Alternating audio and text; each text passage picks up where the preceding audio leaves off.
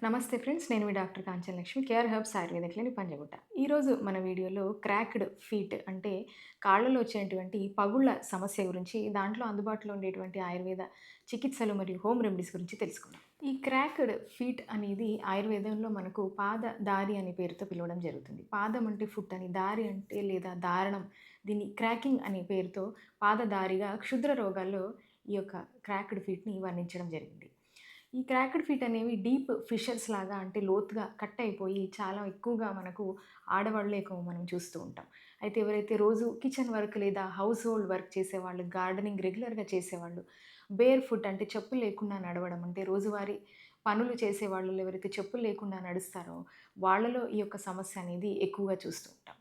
So, వాత దోషం ప్రధానంగా ఉండేటువంటి ఈ పాదదారి సమస్యలో సింప్టమ్స్ చూసుకున్నట్టయితే ఆ యొక్క పాదంలో ఇట్చింగ్ లాగా ఉండడం, కొంతమందిలో వాపులాగా రావడం లేదా మంట రావడము, ఆ యొక్క చీలిన ప్రాంతం నుంచి రక్తంలాగా కారడము, ఫ్లేక్స్ లాగా చిన్న చిన్నగా పొట్టులాగా రాలడము, రెడ్ ప్యాచెస్ లాగా అవ్వడం ఇవన్నీ గూడా మనం పాదదారి లేదా క్రాక్డ్ ఫీట్‌లో సింప్టమ్స్‌గా చెప్పుకోవచ్చు.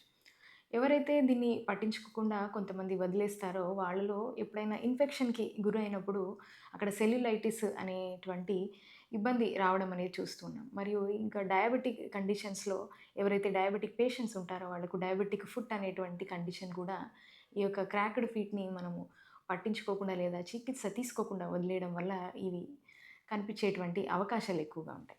ఈ పాదదారిలో చికిత్స చూసుకున్నట్టయితే ముఖ్యంగా వాత దోష ప్రధానం కాబట్టి మనకు వాత దోష పాసిఫైయింగ్ చికిత్స అనేది లైన్ ఆఫ్ ట్రీట్మెంట్‌గా చెప్పుకోవచ్చు.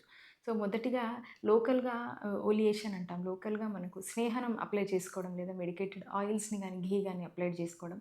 లేదా లోకల్‌గా స్వేదనం అంటే సుడేషన్ మనకు కొంత ఫర్మెంటేషన్ లాగా చేసుకోవడం.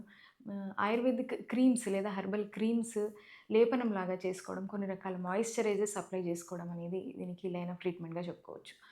ఇప్పుడు హోమ్ రెమెడీస్ చూసుకున్నట్టయితే 30 ఎంఎల్ నీమ్ ఆయిల్‌లో 90 ఎంఎల్ సెసమే ఆయిల్ అంటే వేప నూనెలో 30 ఎంఎల్, 90 ఎంఎల్ నువ్వుల నూనె తీసుకొని అందులో 1 టీ స్పూన్ టర్మరిక్ అంటే పసుపుని మరియు నీమ్ పౌడర్ 1 టీ స్పూన్ మరియు శాండల్‌వుడ్ చందనం పౌడర్ 1 టీ స్పూన్ తీసుకొని దీన్ని మిక్స్ చేసుకొని పెట్టుకొని సెపరేట్‌గా ఎవ్రీ డే గనక ఆ క్రాక్డ్ ఫీట్ మీద మనం అప్లికేషన్ చేస్తూ ఉంటే గనక నైట్ అప్లై చేసి మార్నింగ్ వాష్ చేసుకోవడం.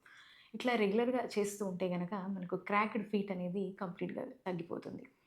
ఎవరికైతే పాదాల్లో ఈ బర్నింగ్ సెన్సేషన్ ఎక్కువగా ఉంటుందో, ఇదే కాంబినేషన్‌లో మనకు 30 ఎంఎల్ ఘీ యాడ్ చేసుకొని సేమ్ కాంబినేషన్‌ని మనం మళ్ళీ రిపీట్ చేసుకున్న వాళ్ళకు బాగా ఈ యొక్క క్రాక్డ్ ఫీట్ అనేది కంట్రోల్ అవుతుంది.